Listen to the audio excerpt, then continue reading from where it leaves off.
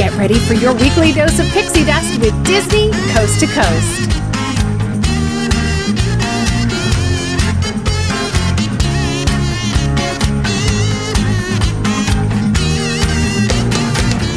Hey folks, and welcome to Disney Coast to Coast, the ultimate unofficial Disney fan podcast. I'm Jeff DePauli, and today on the show, my friend Mike Celestino from LaughingPlace.com joins me to discuss the delightful new Pixar movie, Luca.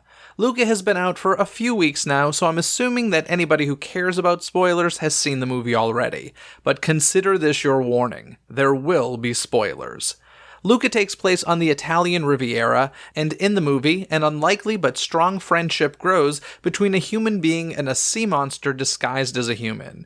We're currently living in a world where the movie industry is still trying to figure out the most beneficial way for them to release movies, but I must say it was a bit of a surprise when Disney announced that Luca would only be available to Disney Plus subscribers and wouldn't have a big screen movie theater release.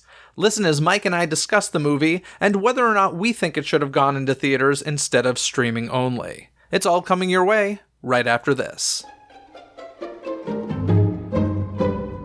Alright Disney fans, you've heard me mention them many times, but have you still not visited whositswhatsits.com, home to magically inspired apparel? I'm telling you, if you're a fan of deep-cut Disney merchandise, you're gonna love Who's Its and What's Its. It's always a super fun feeling when you're wearing a piece of Who's Its merch that features a Disney deep cut that even a lot of Disney fans won't necessarily get.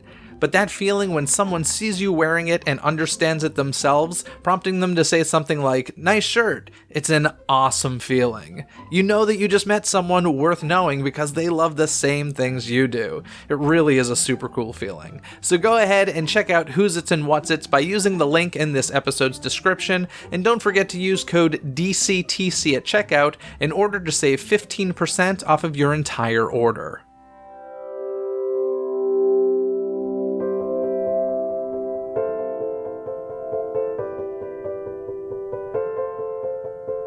Grab some popcorn and silence your cell phones, 'cause it's time for the Disney Movie Review.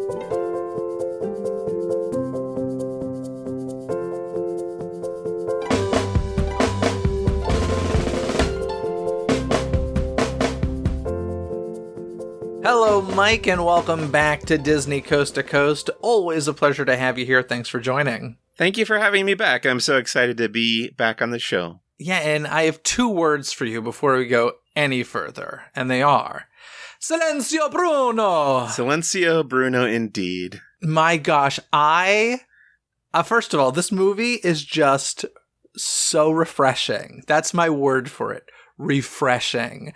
I honestly, I was looking forward to this movie, but I really enjoyed it. It was stupid fun. I also enjoyed it quite a bit. When I first saw it, I called it low stakes Pixar, and I stand by that. Although when my wife saw it, after I had told her that, she got a little upset with me, and she was like, "That's not low stakes," and she really enjoyed it. I also enjoyed it. I just think that's an attribute. It's a pro. It's a feature, not a bug, is what I'm saying. Yeah, no, I completely agree. It's this, it's not beating you over the head with anything. It's not making you sob your eyes out. It's just like really enjoyable, and it has some nice things to say, but it's really enjoyable. And frankly, this whole Silenzio Bruno thing, like, honestly, if I were the type of person to get a tattoo, I might get that on my body. Like, I love the meaning behind it. Frankly, for anybody listening, first of all, we're going to be jumping into a lot of Luca spoilers, so if you haven't seen the film, you may want to come back to this episode. But for those of you who have seen it, of course, the Silenzio Bruno thing is all about quieting those voices in your head, telling you not to do things simply because you're scared. And I don't know. I don't know. I just connected with that. I loved it so much. It might be a bad message for children, but okay for adults, I guess. It's true. Some of the things they silenced Bruno for, such as, taking their homemade Vespas off of jumps into the ocean, maybe not the best idea. Or staring into the sun. Staring into the sun, yeah. But for an adult, I think we could all silence Bruno a bit more in our lives. I certainly do, and I love that. I feel like that was definitely something I learned kind of growing up. especially like in the transition between being a teenager and an adult. Like in college, I started learning to, okay, if you want to do something, go for it. Don't worry too much about the consequences. But to a point, obviously there's a point where you need to start considering the after effects of certain choices. Yeah, but I think adults in a lot of cases, like I am the type of person who, if I want to do something, I'm going to do it, even if that means nobody else wants to join me to do it. Right. Like I have no problem going and doing things alone at all. And I know adults who like have a fear of this. Like they find it bizarre. Like these are friends of mine who find it bizarre and like they're scared of the idea of doing something alone. And I'm like, well, do you want to do it? Well, yeah, I do, but I don't want to go alone. I'm like, well, then you're an idiot. Like, go do it. Silence, Bruno. Silenzio, Bruno. Like, and go do it alone. Like, that is a stupid little thing. But I mean, that is a legitimate fear that I feel like a lot of people have. And that's what Silenzio Bruno is for. I can see that, and I've definitely experienced that, although I've been to many, many movies on my own. I've been to concerts on my own, and I have frequented plenty of theme parks on my own. So I guess that's along the lines of what you're talking about. Yeah, it's crazy to me. But in any case, I said the word that I attribute to this film is refreshing. That is my one-word review of it. I'm curious, do you have, if you had to pick a one-word review, what would yours be? I think I would say pleasant would be my word more than, I don't know. It is also refreshing, but to me, the word that came to me was pleasant. Yeah. It was, gosh, I loved it so much. But this was directed by Enrico Casarosa, who also directed La Luna, the Pixar short. Do you remember La Luna? I do remember La Luna, and I know obviously about the character models that kind of got carried over a little bit and updated from that film, from that short film to this movie. And then, of course, there's the boardwalk game at Pixar Pier that's based on the movie La Luna. And they've got the little stars hanging all over Pixar Pier as well, which is, there's a couple of little tributes to it in Pixar Pier, which is interesting because I think, correct me if I'm wrong, but I think it's the only short represented in Pixar Pier. Am I right? You might be right about, I mean, obviously there's the Luxo Junior lamp. Sure, but that's more of an icon of Pixar overall, I would say.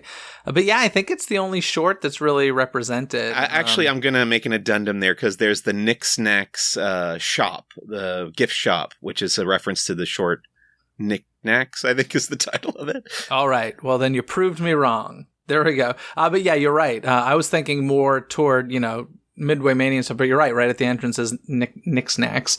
So yeah, I think it's La Luna was a fun one. I think that this was a great extension of it. I jumped right into Silenzio Bruno because I was so excited about it. We didn't even recap the movie at all. Do you want to give a quick kind of synopsis of what the movie is? Sure. It's about a sea monster by the name of Luca. He's the title character, and he wants to be where the people are. He wants to see. You had to go there, huh? He's got gadgets and gizmos aplenty. He's got who's its and what's its galore. The first act of this movie is very similar to The Little Mermaid, is what I'm saying. And then he meets another young sea monster by the name of Alberto, who.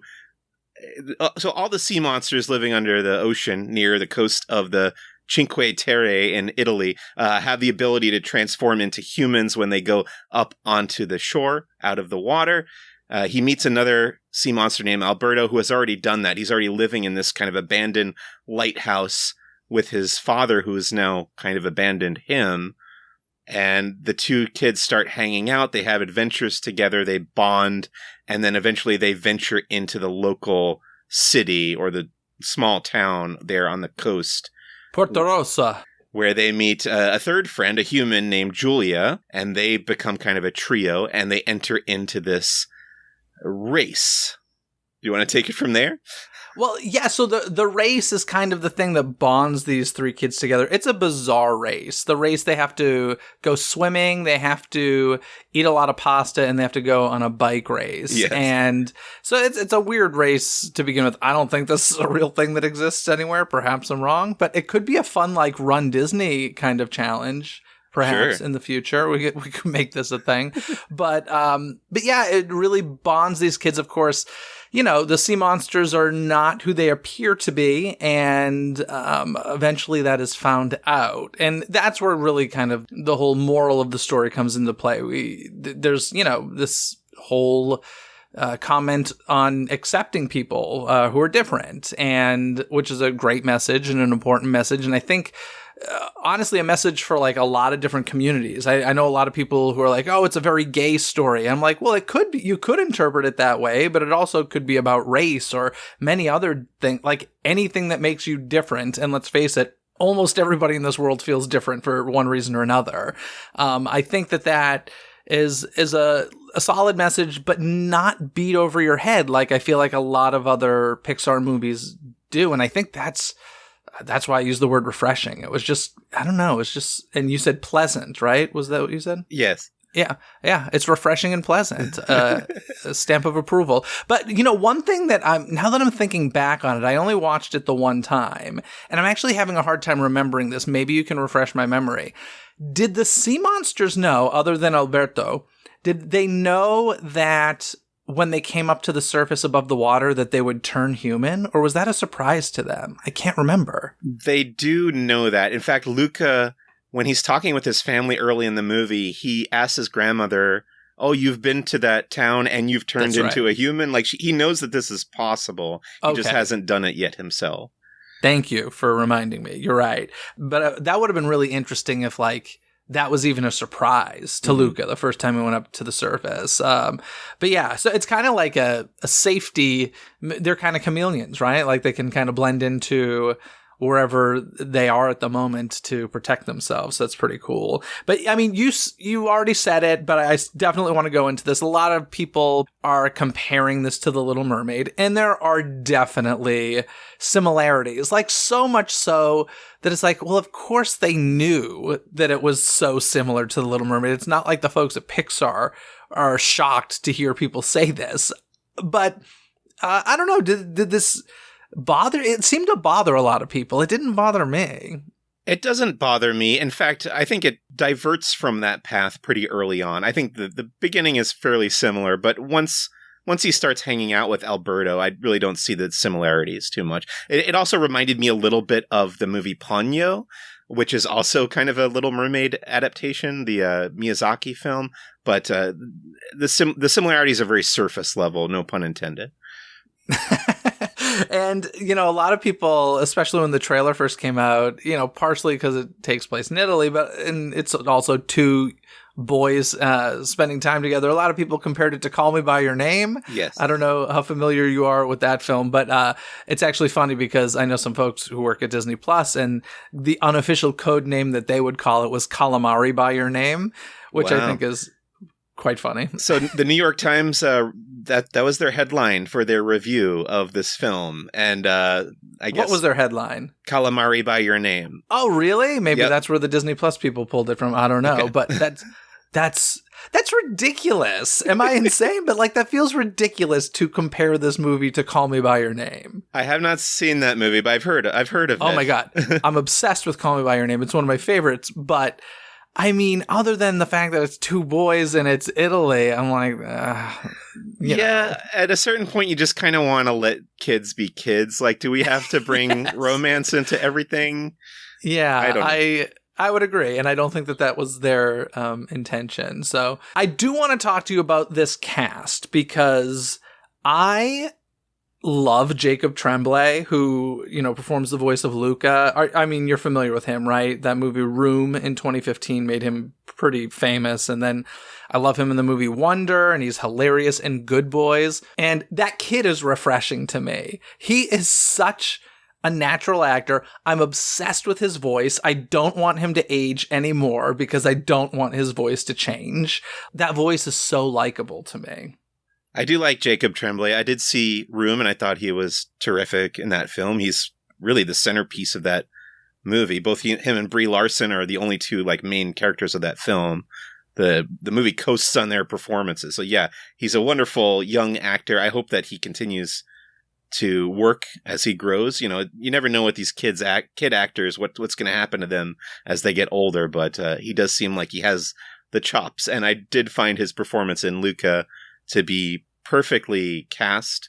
And I did enjoy that character as well. Although he is the protagonist of the film, he's kind of the audience surrogate character, so he has to kind of be the vanilla center of everything else that's going on around him, which is true of so many movies, Star Wars included, of course. But yeah, I do like Luca as a character.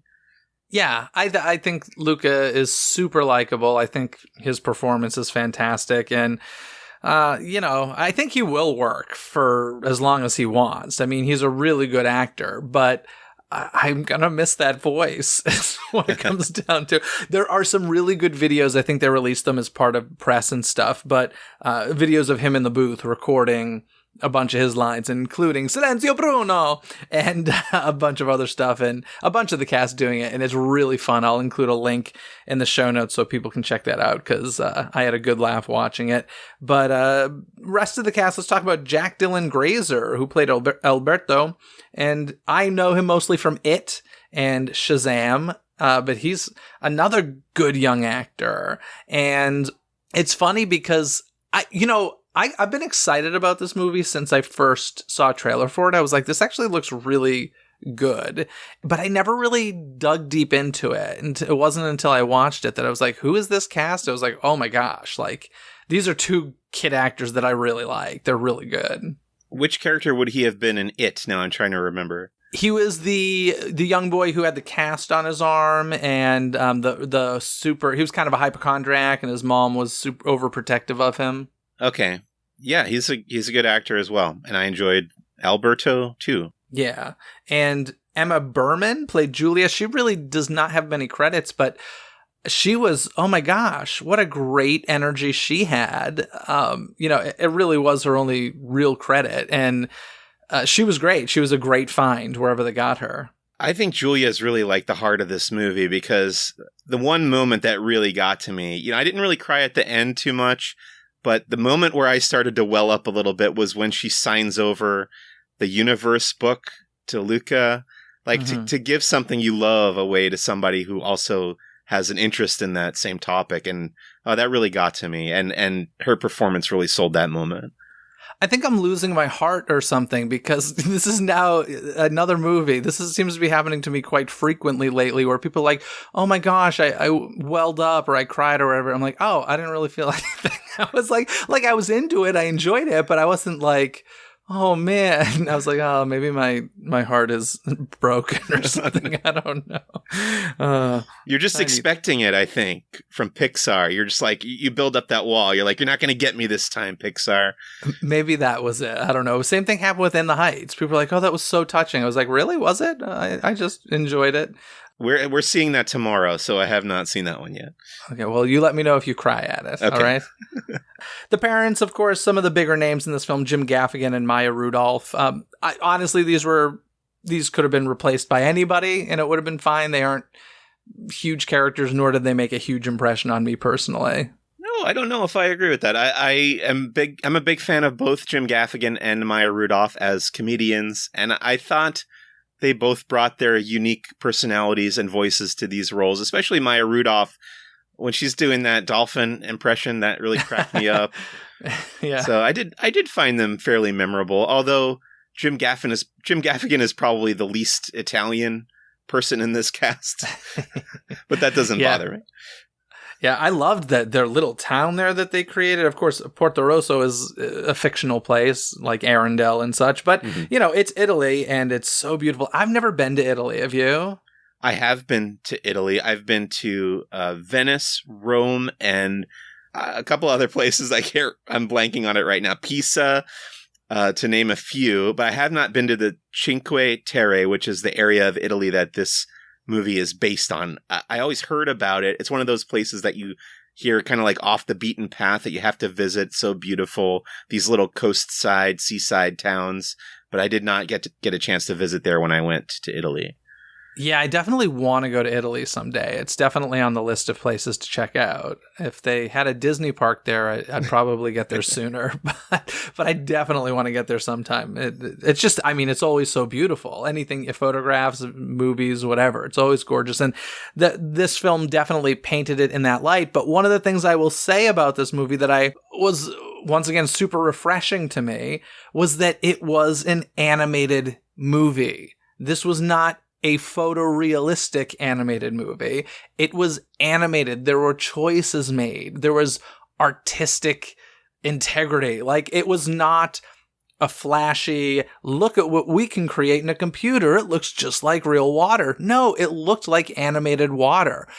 And that was so refreshing to me. Yeah, and they used that to great effect in a lot of the dream sequences. This movie has a ton of dream sequences.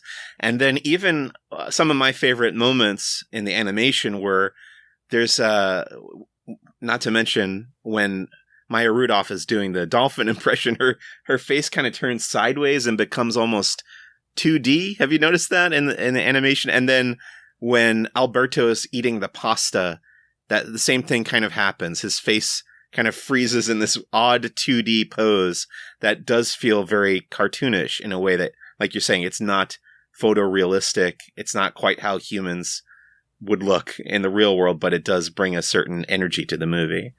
Yeah, I feel like in most, especially Walt Disney Animation, more so than Pixar even, it's been a lot of photorealistic settings with, cartoonish figures in them. And this didn't, even though, it looked like an Italian town, but everything was a little bit heightened.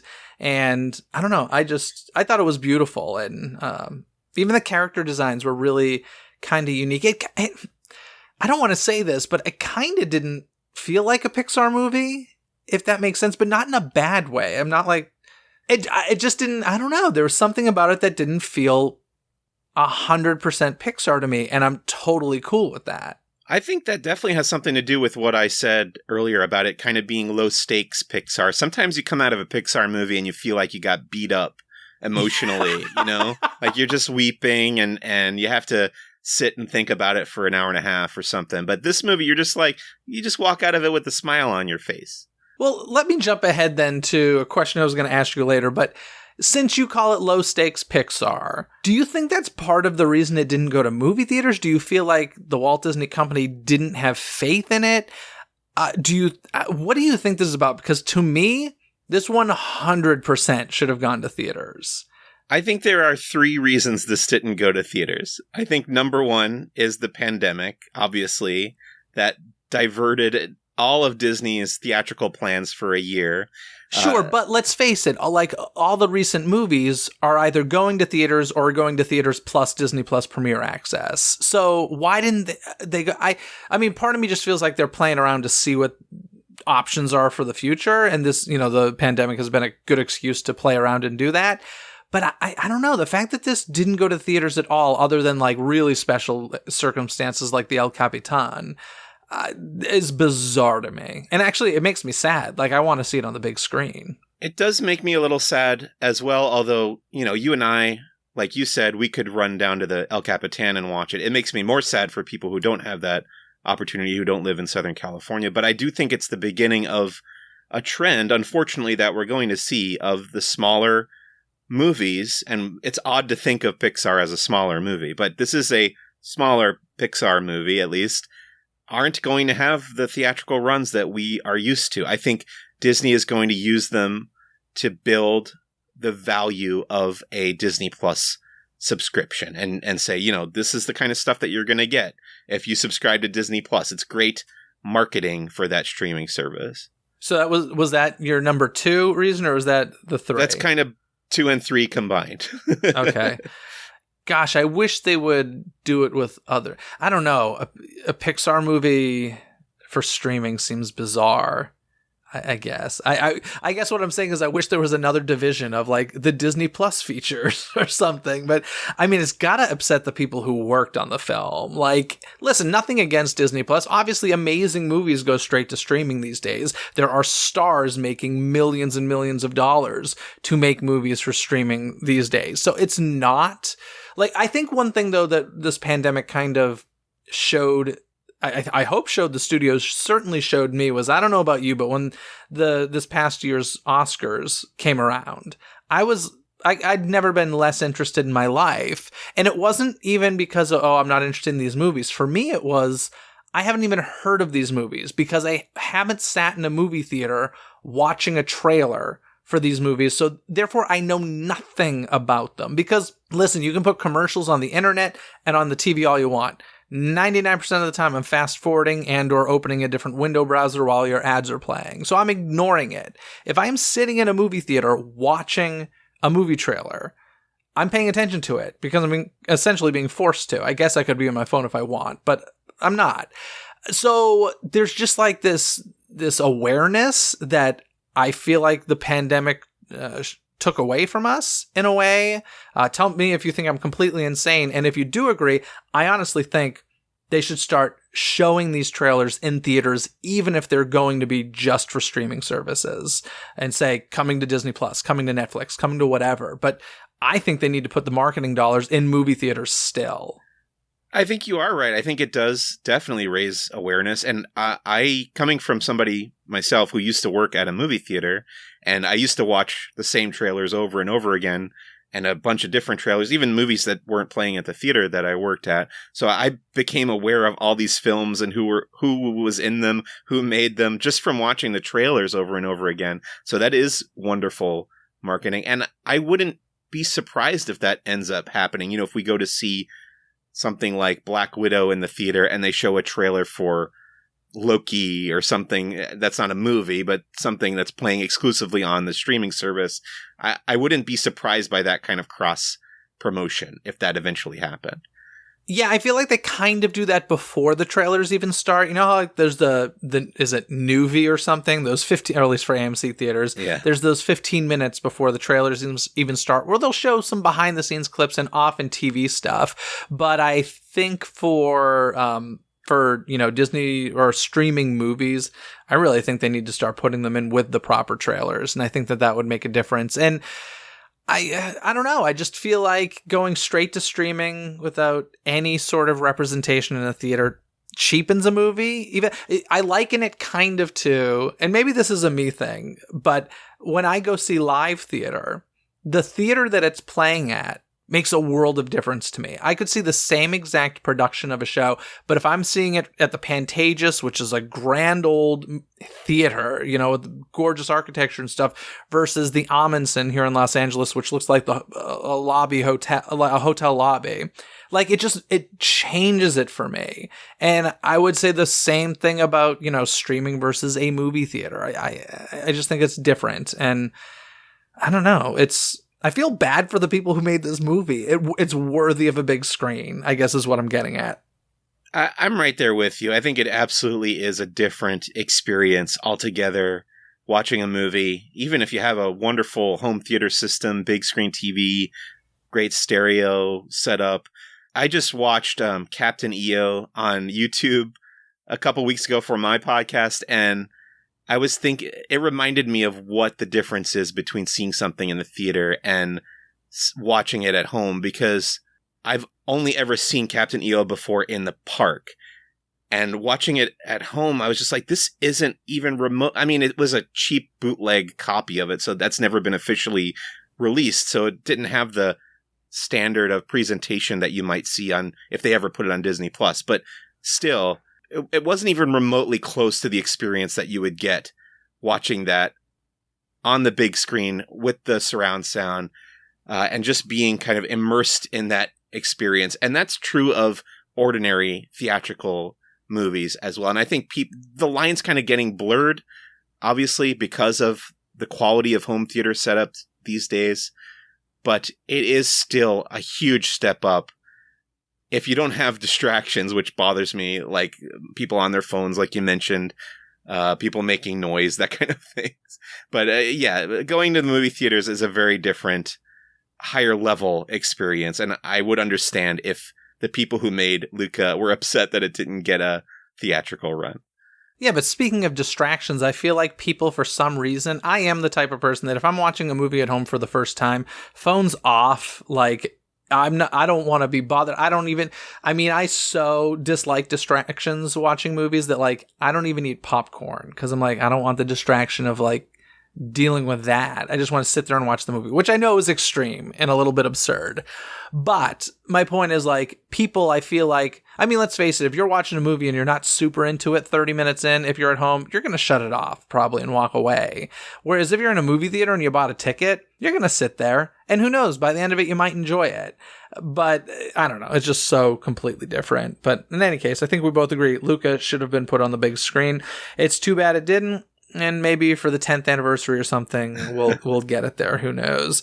Let's talk about some of the moments that made us laugh. Of course, you were talking about the dolphin. I loved the reaction when he was becoming a human, when Luca became a human and learned to walk. I loved that whole sequence. I thought it was just this idea of this sea monster who has legs, by the way, in the ocean, but like is not used to walking. And I loved that whole tutorial that Alberto gave him. I thought it was a great sequence.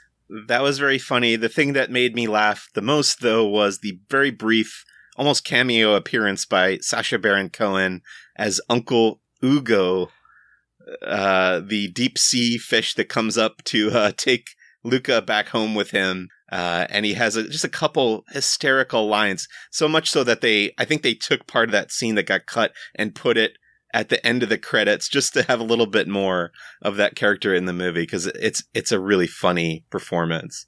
Just punch him in the heart. Just punch. Yeah. I also love. Oh, you know what was one thing I thought was a little weird? Although I guess were the sea monsters eating fish in the movie? I think that was the implication. Okay, because at one point they're helping one of the human characters catch fish, and I was like, "Is this a little cannibalistic?" But I guess they're sea monsters, not fish, so I guess that's okay. Yeah, I think there is a line between being a sentient sea monster in this movie and the fish, who are kind of, they show him being a shepherd to these sheep-like fish that I'm assuming were their food source. I don't know what else they would be using them for. Yeah, Disney needs to, get those sea monkey tanks and start marketing them as Luca sea monster tanks or something. Right. I loved sea monkeys as a kid. I had so many sea monkey kits, it was crazy. Were you a sea monkey guy? Have you ever looked into the history of them? I have read a little bit about the sea monkeys. I have a great book that if you don't know about this book, I actually don't know the title, but it's a wonderful book about everything you could buy out of the back of a comic book. Oh, wow. And this guy went through, there's a whoopee cushion, but there's the X-ray goggles, and sea monkeys is definitely one of them, the examples in the book. But he goes through every item like that and talked about what you actually got and what it really was. And, the sea monkeys were really these little brine shrimp would swim around in that little plastic tank. But yes, I definitely had my share of sea monkeys growing up and enjoyed them. Can you send me the title of that book so that I can include it in the show notes? And I'll also include a link to, there's a great 15-minute YouTube video about the inventor of sea monkeys, and it gets dark, but it's fascinating. And I'll include that as well. Which was so off topic, but listen, that's all really, really fascinating stuff. So one of the things I loved about this movie was that there were no unnecessary forced animal sidekicks. We do have a cat in the movie that's, has some funny moments, but I do find with a lot of these movies these days I'm watching and I'm like, oh, that character's there just to sell stuffed animals. And I didn't feel that in this film. Agree or disagree? Well, I think that's more of a Walt Disney Animation Studios kind of a trope, isn't it? Is that a Pixar thing or is that a Disney thing? I kind of put them all under the same umbrella, even though that's not really fair. But I think you're right. I think it is more of a Walt Disney Animation Studios thing. But I don't know. When I saw the cat, I was like, yeah, this cat isn't integral at all, but also isn't forced down your throat. It was used in the right moments. It's funny that both Soul and Luca have a cat featured in them, and they're back-to-back Pixar movies. I did not like Soul at all. You didn't? Oh. I did not. It was... I didn't love Soul, but I did like it. I may have gone into Soul with way too high of expectations because, it's my least favorite Pixar movie. Wow. If somebody was like, you want to sit down right now and watch Cars 2 or Soul, I'd say Cars 2. That's I something. know. That's a statement. I'm aware. Yeah, I really didn't. In fact, Luca, I was trying to think back. I'm like, what's the last Pixar movie I enjoyed as much as I enjoyed Luca? And I would say Coco for me. Coco was the last one, which was 2017. Since Coco, we've had Incredibles 2, Toy Story 4, Onward, Soul, and now Luca. I think Coco was it for me. Coco is excellent, but that I would cite that as an example of higher stakes Pixar. It's like a very plot heavy movie, and this one, it just brings it all down, all down to notch. Not in a bad way. Not in a bad way. Well, it's so interesting because it's interesting because I don't disagree with that statement at all, but it also doesn't bother me at all. No, it doesn't bother me either, and I don't mean that as a negative. It's a much more breezy, easygoing movie, I would say. Might you say refreshing? Refreshing. I was trying to avoid the one that you had already taken. It's so funny. There is a scene in the movie. Now, you were talking about the scene that kind of punched you in the heart a little bit. The one that punched me in the heart a bit was the betrayal of Luca to Alberto, where there's that scene where Alberto, I believe, falls into the ocean or gets shoved in, and it's revealed that he is a sea monster. And Luca pretends to be shocked in that moment and basically avoids the fact that he is indeed a sea monster as well. I was just like, oh, you didn't, Luca. Because let's face it, we love Luca. Like, Luca is such a lovable character. But in that moment, you're just so disappointed in him. At least I was. Yeah, that is a particularly heartbreaking scene. And you do feel a little betrayed on Alberto's behalf, because like Alberto, we trust Luca so much in that moment, and it works. The scene works because of that. Now, one of the things we were talking about, the whole story of acceptance, I think maybe my favorite line from the entire movie, the grandmother says at the end, just the line of basically everything's been revealed. People know he's a sea monster. He's going to be living, on the surface instead of under the water. And the grandmother says some people will never accept him, but some will. But he seems to find the good ones. And I was like, that is kind of the perfect bow on this movie. I immediately wrote that down. I was like, that is the line for me. Oh, well, that and Silenzio Bruno, of course. Yeah, that's a very realistic way of looking at this in a positive, hopeful manner without assuming that everything's going to be perfect from now on forever. It's just a more realistic way of looking at the world, which is, guess what? It's refreshing. Such a refreshing movie. So one of the other things I loved was how at the end, we find out that in this little Italian town, there are a lot more sea monsters than we even realize. Well, two more. Two more. I'm gonna assume there's even more than that. Okay. So, it's just, it's kind of that comment of, just because you see people on a daily basis or you're surrounded by these people, we don't really know everybody's story, and not everything is, literally surface level. And I just thought that was a sweet comment as well. Once again, these comments I think are important and just not beaten over the head like sometimes we get. Now, are those the two ladies from the beginning of the movie that were eating the ice cream? Because the second time I watched it, I meant to look for that, but I forgot. I'm not sure. They may be. Possibly. They're definitely, they're locals to the town. Yes. So, yeah, it was pretty cool. Now, the super important question when it comes to any Pixar movie, did you see the Pizza Planet truck? I didn't see it either time I watched it, but it has been pointed out to me, and I've seen the screen capture of where it shows up. Yeah, now, to be fair, it's not really the Pizza Planet truck. It's during the whole race sequence. We see kind of like a pizza delivery Vespa that has, the rocket ship on top and the same colors and stuff. So, once again, it was inspired by, honestly, it's probably like a stressful thing for Pixar sometimes to be like, oh gosh, I remember, I have to retract something because I said earlier that Soul is my least favorite Pixar movie. I was just reminded of Brave when I was thinking about the Pizza Planet truck not fitting in. Brave would be the last one. But in any case, like in Brave, a Pizza Planet truck really didn't fit, so they made it like a little wooden toy or something. But I wouldn't be surprised if there are some Pixar people out there like, do we really need to fit this truck into this movie? Because this is getting hard. Well, clearly they don't have a problem with abandoning their traditions because John Ratzenberger is not in this movie. Are we going to talk about that? Oh my gosh, I didn't even think about that. Is that what happens when John Lasseter leaves the company? I guess so. They just get rid of Ratzenberger as well. Oh my gosh. That's a big deal. He's only in Soul as a caricature. He doesn't have a voice cameo in Soul. They just put in a character that looks like him. And then the director of Luca has come out and said, yeah, he's just not in this one at all. Whoa. What do you think happened?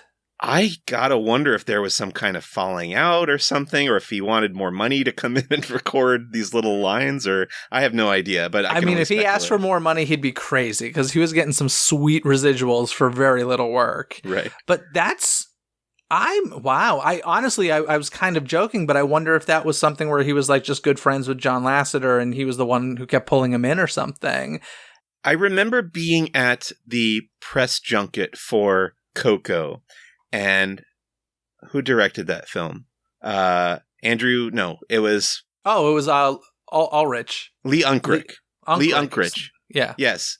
So Lee Unkrich, the director, was talking about how he didn't want to be the director who stopped that tradition of having John Ratzenberger in every Pixar movie because other than John Ratzenberger, the entire cast of Coco is Hispanic. Mm-hmm. But they did get him in there as the customs agent in Coco. But obviously the guy who's done Luca now did not feel like he had to uphold that tradition. I'm blanking on his name, but you know who I'm saying.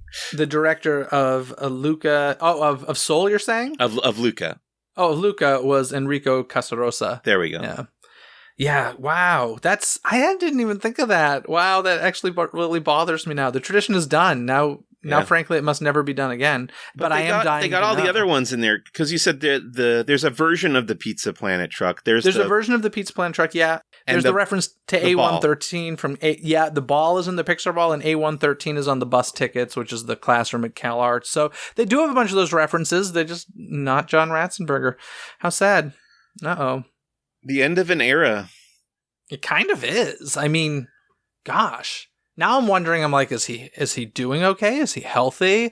Did he decide not to come back? Did they decide they would want him back? This is a whole thing. I got to get John Ratzenberger on the show and be like, dude, what's going on? That's crazy.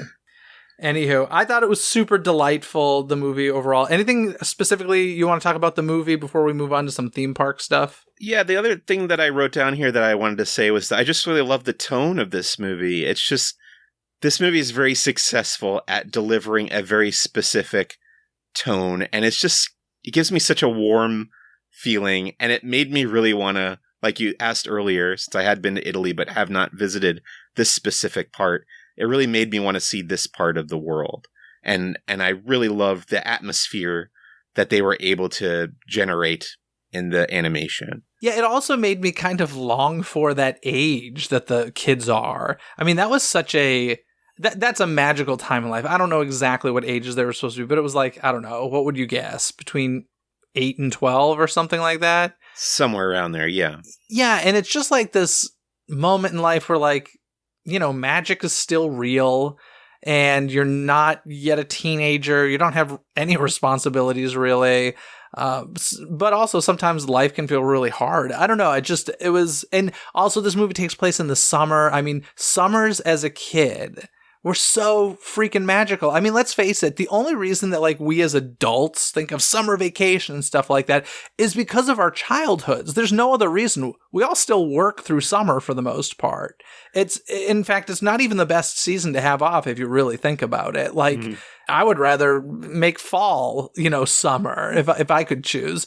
But I don't know. It's a magical time in life, that age. And I think that it's represented well. Like I said, the 3 kid actors, I think, were spot on cast. I think they were all fantastic. and I really liked it. But of course, when we're talking about Disney and Pixar movies, we can't just talk about the movie. We have to talk about, will they end up in the park? Should they end up in the park? Where should they go? Listen, I think the obvious here, although I was not thrilled when Frozen went into Norway at Epcot, now that they've started that whole, essentially filling World Showcase with IP, we've got Ratatouille opening. The Italy Pavilion, this is a no-brainer, right? Like, I feel like there needs to be some sort of representation there, right? That was the first one that I had in mind, yeah. But then also, I feel like if this movie were somehow a smash hit, I don't know how you would gauge that kind of a thing, but there might be an attraction in there, some kind of bicycle ride attraction maybe through the town. I honestly think there should be a Run Disney event that forces a bicycle, or I guess a bike Disney event where you've got to swim. Let's see, you could swim, not like Seven Seas Lagoon, that wouldn't be safe, but who is... World Showcase Lagoon.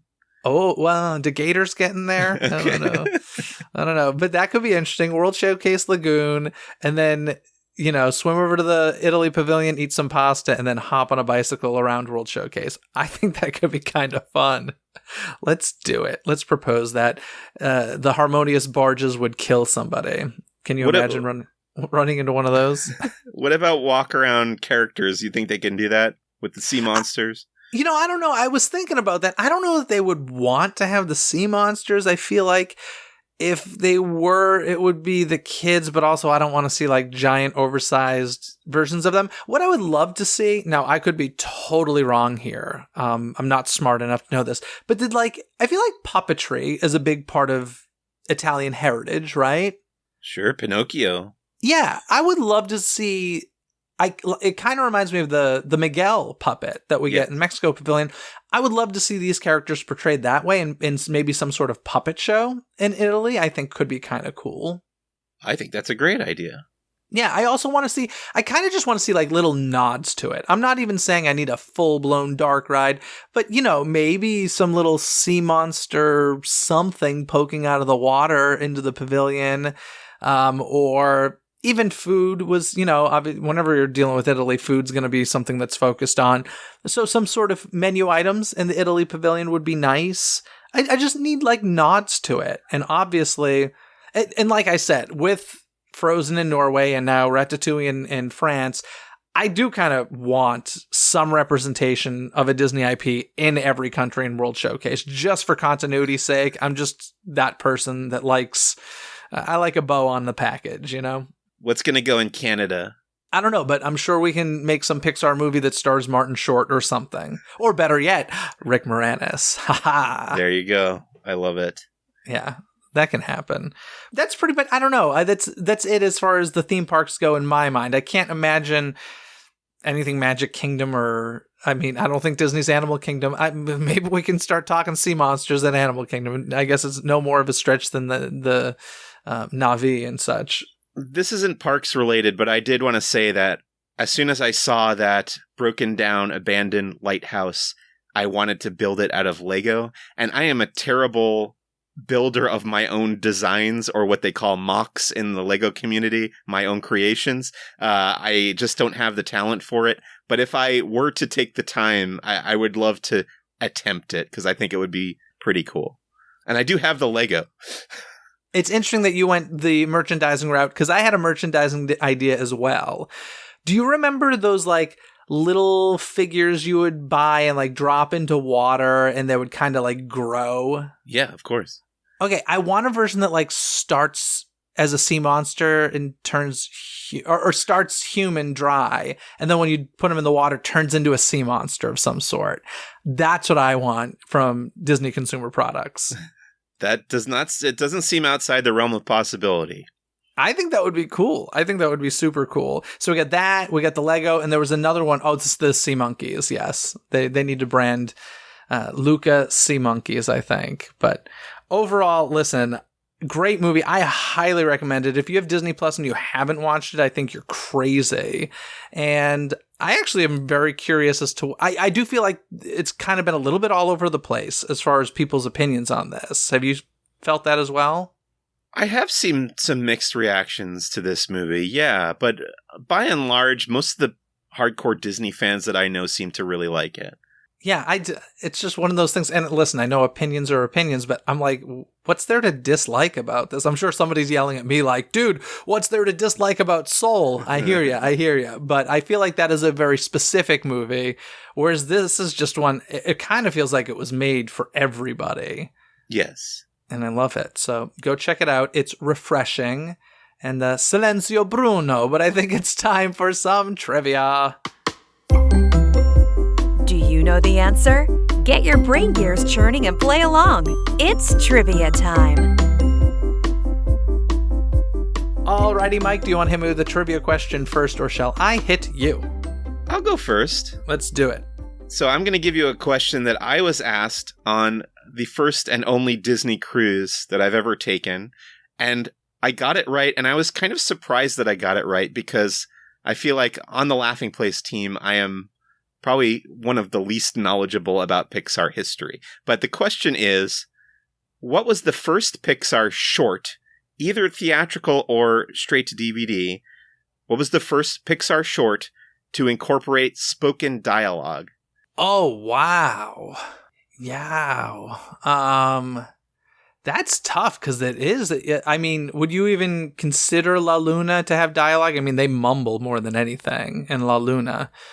Oh gosh, I'm bad at remembering the shorts, and now everyone I think of is complete. Oh, Lava? No, this would have been before that. Oh man, then I don't know. It was Mike's New Car, the Monsters, Inc. short. I don't even remember that one. What was that before? It was attached to the Monsters, Inc. DVD on the home video release. I've probably never seen it, to be completely fair. That's fair. That's I'm pretty interesting, sure it's though. on Disney Plus. But you know what? A long, long time ago, there was a volcano. See, I did not care for Lava. So. I love Lava. But Lava is very particular. Lava is one... I mean, I just love that song. In the middle of the sea, I have a dream. I love it so much. My hopes will come true. How can you hate Lava? You have no soul. That's the problem. I don't have a soul. That's exactly right. No, I love Lava, but that was very, it kind of didn't even feel Pixar, honestly, even when I was seeing it and loving it. And I forget was that before Inside Out. And before Inside Out, okay. Yeah, it was one that even as I was loving it, I was like, this does not feel in the world of Pixar shorts, but I love it. Anywho, my question for you, one of the fishing boats we see in the movie is named Gelsomina. That is the Italian translation of another Disney character's name. Do you know what character it is? Gelsomina. Can you spell it for me? Gelsomina. It's the Italian equivalent of... I'll give you a hint. It's Walt Disney Animation. It's not Pixar. I will say Rapunzel. No, it is Jasmine. Wow. Okay. Yeah. So there's a little reference to Aladdin in here, which is kind of interesting. Yeah, I don't know if there's any connection to like an artist who worked on it or something, but yeah, it's the name of the rowboats that we see in the film. I like it. That's a good one. Did you catch the Donald cameo? Yeah, little Donald Duck stuffed animal. Yeah. Yeah, there's always so many. I mean, it's ridiculous how many Easter eggs are in there. I mean, the posters. When you're watching this movie, check out the posters in the background. We get some 20,000 Leagues Under the Sea, also some old Italian films. There was a moment in the film where we see like live action stuff on a television, and I immediately was like, okay, that's something, but I didn't know what it was, but it's some Italian film. I have looked that up. It is the movie Big Deal on Madonna Street, starring Marcello Mastroianno. I'm not saying his name right, but a famous Italian actor. Marcello Mastroianno. There you go. You got it. Yeah. You're better at that than I am. Yeah, so there's tons of Easter eggs in this, and it's a lot of fun. I like it. Anyway, Mike, thank you for joining to talk about Luca, a movie I loved so much. And before you go, why don't you let folks know what's going on in your little podcast world and what you're up to? Sure. I host a Star Wars podcast called Who's the Bosk? It's a weekly show this year on Who's the Bosk. All throughout 2021, I am doing a retrospective of pretty much every project that Lucasfilm contributed to and George Lucas. So not only is it movies that are branded with the Lucasfilm logo, but anything that George Lucas served as like executive producer on or helped get funded or helped get made. I am watching the movie and talking about it with a guest across 44 episodes this season. So it's the Lucasfilm 50th anniversary retrospective on Who's the Boss. You can also follow me over at laughingplace.com, where I write about a lot of Star Wars stuff, and I put together a lot of Disney news videos, and we talk live on the YouTube channel quite a bit about theme parks and other stuff like that. Excellent. And of course, that's why you were watching Captain EO, I assume, for your Lucas thing? Okay. So Indeed. wait a sec. Have you started the indie films? I've done Raiders of the Lost Ark and Temple of Doom so far. I just saw Raiders of the Lost Ark for the first time on the big screen. And it wasn't the first time seeing the movie, but first time on the big... Oh, yeah, you were there. I know, I was in the theater with you. That's right. I just remember that as I said it. Yeah, was that your first time seeing it on the big screen? No, I've seen it a few times before. In college, I saw it as part of a George Lucas class that I took. And then I feel like here and there I've seen it at a revival house or something whenever I've seen, Raiders of the Lost Ark is playing. We got to go watch that. So it was probably my fourth or fifth time seeing it in the theater. But one of my favorite movies ever made, for sure. Now, interestingly, going back to our conversation about movie theaters versus home viewing, I've never really loved Raiders of the Lost Ark. Indy is one of those things where I like the character more than the films, and my favorite would be Last Crusade. But seeing Raiders in a movie theater, I was like, okay, I get it now. Still not one of my favorites, but I get why people would love, back in 1981, especially why people would love this. So, it does make a difference. I'm just trying to think of all the George Lucas projects now. So have you done Howard the Duck? We've done an episode about Howard the Duck with Mike Mack, who is Laughing Place's Marvel guy, because that Howard the Duck is actually the first feature-length theatrical Marvel Comics adaptation that ever was made. So we chatted about that one, yeah. Okay, what's some of the random stuff? Are you gonna do the Star Wars holiday special? So I did an episode about the holiday special last year, so I kind of left that out of the retrospective. Also, Lucasfilm wasn't really involved with that, surprisingly. Okay, what's the most random thing I'm not thinking of? Because I know he was involved with a lot of random stuff.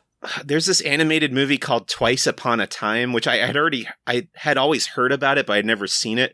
And I had to buy the DVD off eBay because it was out of print, and it was only ever released through the Warner Brothers Archive Collection, which is these DVDs that never went to stores. You can only buy them online. And it's just really totally bizarre animated movie that's made with paper cutout animation, kind of like the South Park pilot a little bit, but it's super off the wall. And I am still not even sure what to make of it after having watched it.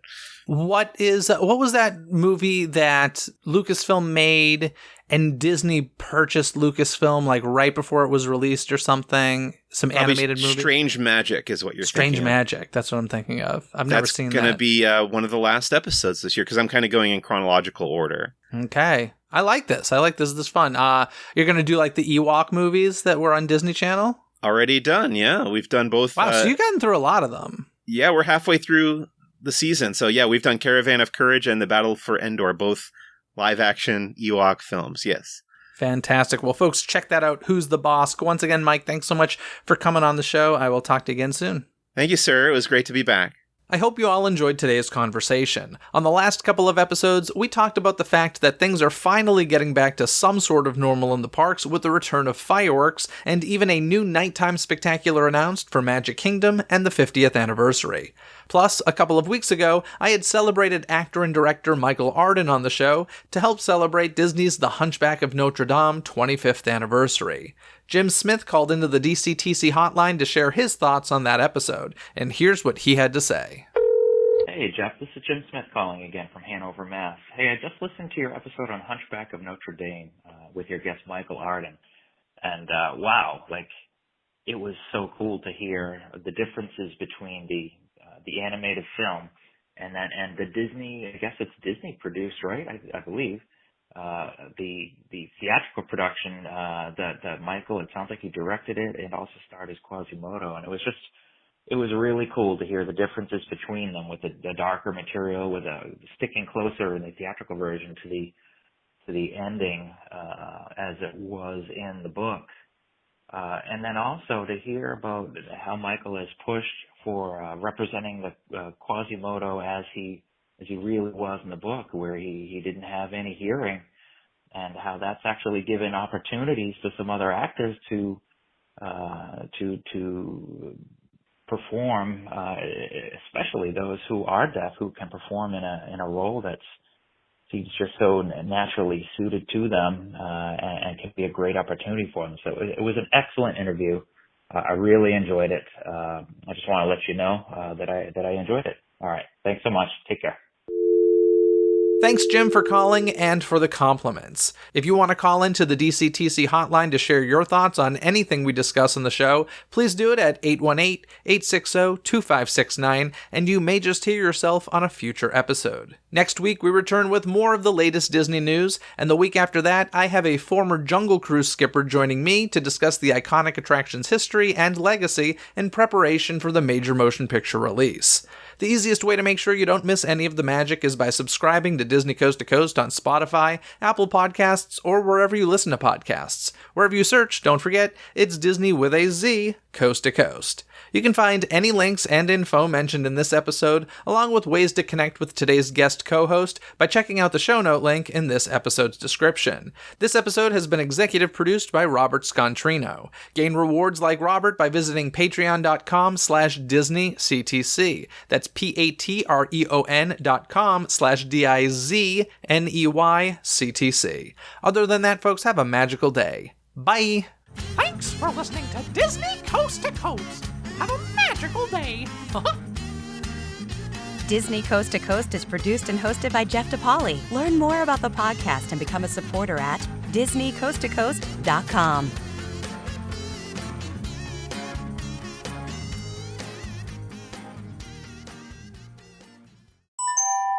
This podcast is part of the DePodcast Network. Learn more about this show, plus find more quality and entertaining podcasts at DePodcastNetwork.com. That's DEPodcastNetwork.com.